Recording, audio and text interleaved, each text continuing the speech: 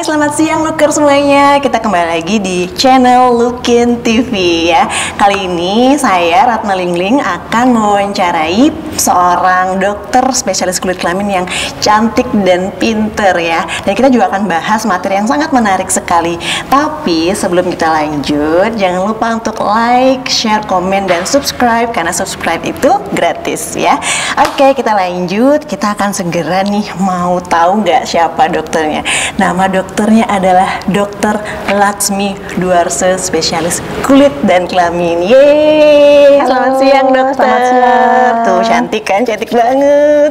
Dokter, makasih banget ya udah berkesempatan buat ngobrol-ngobrol sama Lingling di sini. Ya dokter ya. Terima kasih Lingling undangannya. Iya, sama-sama dokter. Nah gini nih, yang saya tahu ya dokter ya, dokter ini kan sibuk banget. Saya baca-baca dokter selain sebagai dokter spesialis kulit kelamin, juga banyak kegiatan-kegiatan di luar kedokterannya nih, di luar profesi kedokterannya. Jadi dokter juga sebagai penasehat Putri Indonesia, bener nggak sih dokter? Benar. Putri Indonesia yang di Bali itu sudah cukup lama juga, saya di sana sekitar 7 tahunan sudah. Sekitar 7 tahunan ya dokternya sebagai penasehat di Putri Indonesia. Baik, selain itu dokter juga sebagai steering komite di acara Gema Perdamaian dokter. Nah, itu Gema Perdamaian. Perdamaian, mohon maaf, Gema Perdamaian. Jadi sedikit aja dokter tentang apa sih itu dokter steering komite di bagian Gema Perdamaian gitu ya dokter ya? Gema Perdamaian itu munculnya pertama kali setahun setelah adanya bom Bali.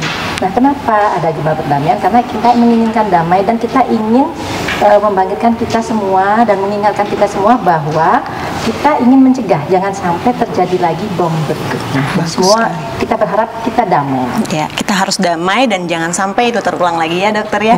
Nah, selanjutnya nih dokter yang paling menelitik saya, dokter adalah seorang pujangga ya, pujangga yang katanya jago banget berpuisi. Nah, kita nggak bahas itu karena nanti di akhir acara kita akan minta dokter Laksmi untuk sedikit aja berpuisi. Boleh ya dokter ya? Terima kasih. Iya.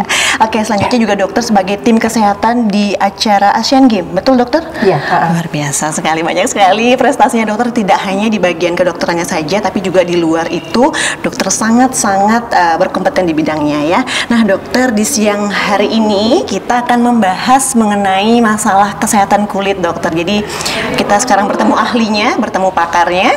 Jadi kita akan membahas mengenai jerawat ya, jerawat. Nah dokter, saya sendiri nih, saya tuh jerawatan dokter. Nah, ini mewakili anak-anak muda ya. Kalau saya masih muda dokter. Jadi kita mewakili pada orang-orang muda nih yang punya masalah dengan jerawat. Nah dokter, mungkin definisi aja deh dulu dokter, jerawat itu apa sih dokter sebenarnya? Jangan-jangan bintik-bintik kecil juga disebut jerawat. Apa sih jerawat itu dokter? Silakan. Terima kasih Mbak Lingling. Iya. Selamat siang. Kebetulan saya ketemu seorang yang cantik nih. Ternyata Mbak Lingling ini sangat cantik. Wah, baru kenal pertama kali dan sudah langsung akrab nih sama Mbak Lingling. Iya dokter. Nah, Mbak Lingling itu jerawat itu sebenarnya adalah suatu benjolan kecil yang disebabkan oleh penyumbatan daripada atau produksi minyak yang berlebihan sehingga menyumbat jalan keluarnya, dan sehingga terjadilah sedikit seperti peradangan. Jadi simpelnya kita bisa bilang jerawat itu adalah radang. Jadi kalau bintik-bintik kecil yang tumbuh terus radang itu kan nyeri ya dokter ya, nyeri. Nah kalau misalnya ada bintik-bintik kecil tidak nyeri itu mungkin bukan jerawat ya, benar nggak sih dokter? Itu adalah satu bintik kecil atau benjolan yang terjadi oleh karena produksi minyak yang berlebihan sehingga menyumbat jalan keluarnya daripada minyak tersebut. Nah itu bisa ada yang bernanah, ada yang tidak bernanah. Yang tidak bernanah itu berbentuk seperti komedo. Nah komedo itu kecil putih misalnya ya. Jadi terus kemudian ada yang bernanah. Nah yang bernanah itu pun ada macam-macamnya. Ada yang seperti papel, pustul. Terus kemudian ada yang besar juga. Yang besar itu seperti konglobata, seperti tanah yang besar. Tanah yang besar ya. Jadi khasnya itu dia nyeri nggak sih dokter sebenarnya jerawat itu? Kalau dia masih berupa komedo dia tidak nyeri. Tapi kalau dia sudah jadi papel, pustul, pustul pertama itu akan nyeri karena sekitarnya agak merah dan meradang. Oh baik-baik, agak tercerahkan ya. Jadi tidak semua jerawat itu nyeri. Mungkin pada fase-fasenya ya dokter ya, belum jerawatnya sebelum dia pada pada akhirnya bernanah kemudian menjadi nyeri seperti itu dokter ya. Ya, kalau dia masih berbentuk komedo mungkin tidak nyeri. Tapi kalau dia sudah ada peradangan, jadi dia akan nyeri.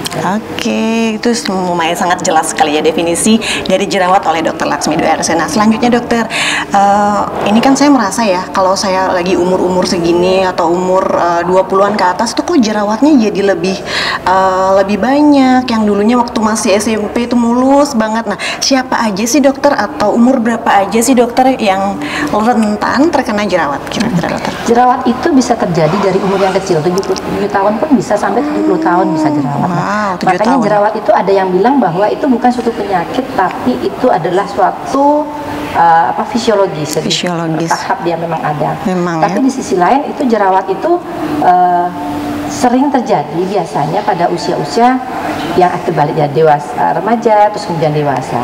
Semua bisa terkena, laki atau perempuan juga bisa terkena. Ya, jadi dipengaruhi usia, karena mungkin usia itu ada pengaruh hormon ya dokter ya, betul ya? Kalau usia itu kadang-kadang ada pengaruh hormonnya juga, terutama di usia remaja atau dewasa muda itu, dia baik laki-laki maupun wanita, dia punya suatu hormon testosteron yang itu akan merangsang produksi daripada minyak lebih banyak lagi. Testosteron kuncinya ya, testosteron itu pada usia dewasa muda atau remaja muncul ya dokter ya, lebih banyak ya. Makanya kalau anak-anak, jadi itu makanya anak-anak nggak jerawatan ya dokter ya, usia-usia kayak kepala 2 gitu mulailah banyak jerawat, lebih banyak. Oke dokter. Nah dokter, kita pasti yang ditunggu-tunggu jerawat itu ya, jerawat ada. Nah gimana sih dokter pengobatannya? Mungkin sederhananya pengobatan dari jerawat itu seperti apa dokter? Apakah hanya berupa obat-obatan saja atau mungkin ada non medikamentosa ya namanya yang bisa menyembuhkan jerawat dokter? Ya. Jadi jerawat itu prinsipnya kalau kita jerawatan itu harus jaga kulit biar tetap bersih.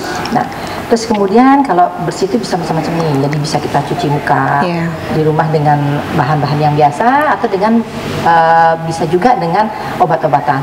Nah, ada juga yang penelitian yang mengatakan bahwa dengan herbal, dengan obat selain daripada bahan kimia, itu ada yang meneliti bahwa seperti toge itu bisa dipakai, tapi jumlahnya banyak ya. Toge itu bisa dipakai untuk menghilangkan jerawat juga. Dikonsumsi dokter? Dikonsumsi, tapi itu masih dalam penelitian. Masih dalam penelitian.